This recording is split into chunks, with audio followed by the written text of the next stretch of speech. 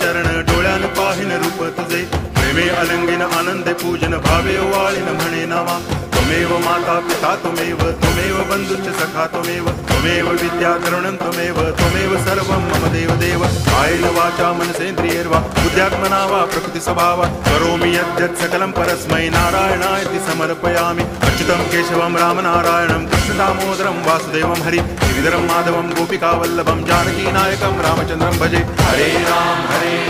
Ram Ram Hare Hare Hare Krishna Krishna Krishna